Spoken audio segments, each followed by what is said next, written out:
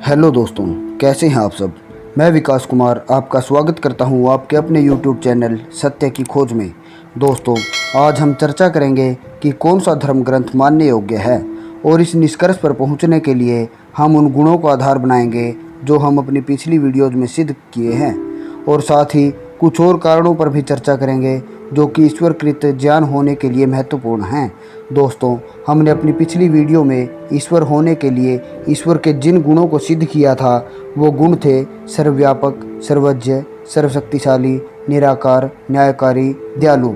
इन गुणों को कौन सा धर्म ग्रंथ मानता है, आज की चर्चा का एक भाग यह भी है, और साथ ही इस पर भी चर्चा करेंगे कि उसी धर्म ग्रंथ को मानने का और आधार क्या है। दोस्तों, ये चर्चा शुरू करने से पहले मैं ये कहना चाहूँगा कि हो सकता है इस वीडियो से आपकी भावनाओं, आपकी मान्यताओं को ठेस पहुँचे, क्योंकि मान्यताएं जब टूटती हैं तो बहुत पीड़ा होती है।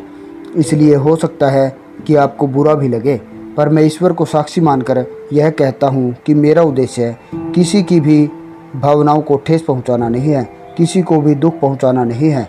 मैं सिर्फ अपनी बुद्धि के आधार पर चीज़ों को देखता हूँ, वह बुद्धि जो ईश्वर का मानव को विशेष वरदान है।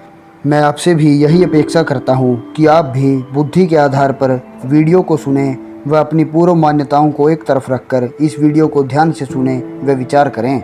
दोस्तों, आज ज़्यादातर जिन धर्म ग्रंथों पर चर्चा होती है उनमें 3 ग्रंथ महत्वपूर्ण हैं। पहला कुरान, दूसरा बाइबल व तीसरा वेद।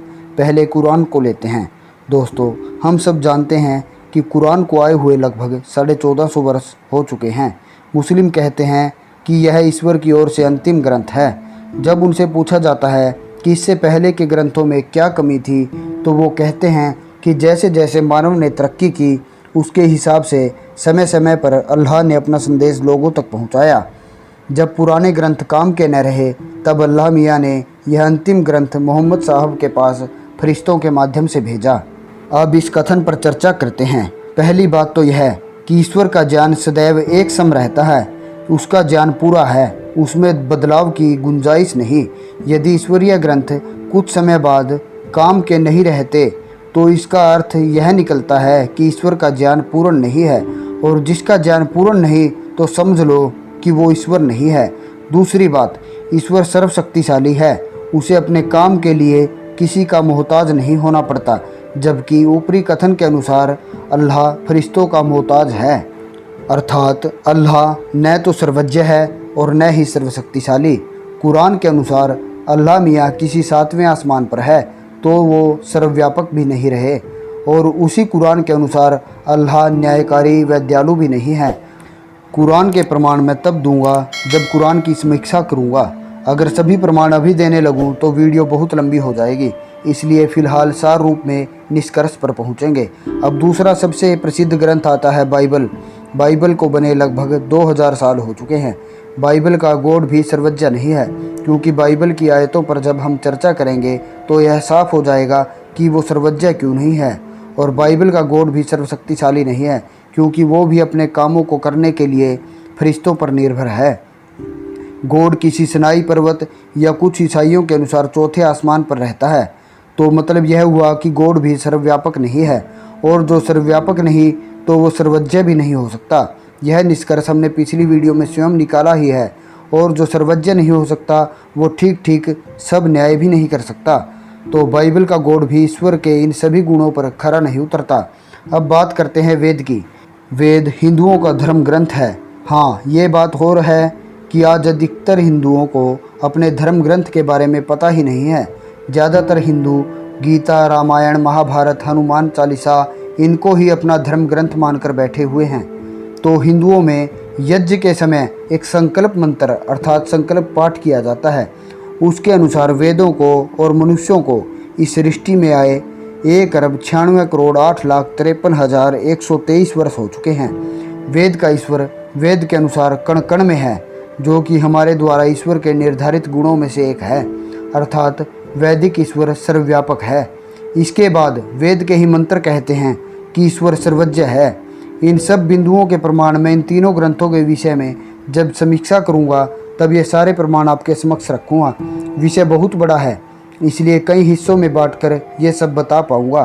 तो वेद का ईश्वर सर्वव्यापक भी है और सर्वज्ञ भी। आगे उन्हीं वेदों के अनुसार ईश्वर निराकार भी है और सर्वशक्तिशाली भी, क्योंकि उसे अपने कामों को करने के लिए किसी की भी मदद नहीं चाहिए।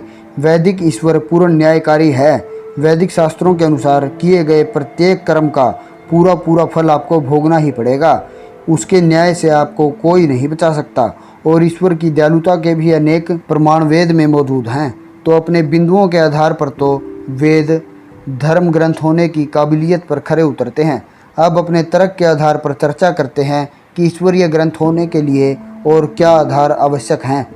दोस्तों, मान लो कि आप एक फ़ोन लेकर आएँ। अब आप घर आओ और घर आकर उस फ़ोन को साबुन लगा लगा कर रगड़ रगड़ कर धो दो, तो क्या वो फ़ोन ठीक रहेगा? नहीं न। तो फ़ोन का सही उपयोग जानने के लिए फ़ोन के साथ एक पुस्तिका आती है जो हमें बताती है कि फ़ोन को कैसे प्रयोग करना है, उसे किन किन चीज़ों से बचाना है, आदि आदि। अब यदि यह पुस्तिका आपको फ़ोन लेने के 1 साल बाद दी जाए तो निश्चित ही आप पुस्तिका मिलने से पहले फ़ोन को ख़राब कर लेंगे। इसी प्रकार जब सृष्टि की आदि में मानव पैदा हुए, तब यदि ईश्वर ऐसा कोई विधान न दे जिससे कि जीना कैसे है, क्या कर्म करने हैं आदि का ज्ञान हमें न दिया जाए, तो निश्चित ही मनुष्य पशु ही बनकर रहेगा।